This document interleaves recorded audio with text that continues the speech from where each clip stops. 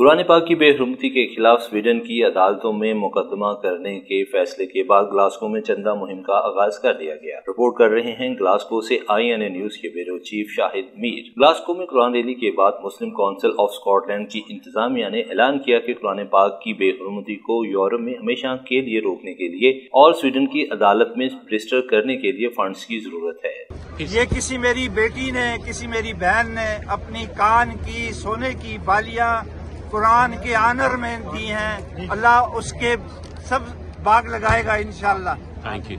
उसने कुरान का एहतराम किया है। देख लें यहाँ की हमारी बेटियां, उनके जज्बात, उनके ख्यालात, उनका खुलूस अपने कुरान के लिए जान निसार करने के लिए भी तैयार है। तो सब ख़वातीन हज़रात दिल खोल कर चंदा मुहिम का हिस्सा बने, जिस पर शुरा ने अपनी अपनी इस्तात के मुताबिक दिल खोल कर नगद रकम पेश की, लेकिन एक ख़वातीन ने अपने कानों से सोने की बालियां उतार कर चैरिटी बॉक्स में डाल। कैमरामैन काशिफ नज़ीर के साथ शाहिद मीर, ग्लासगो।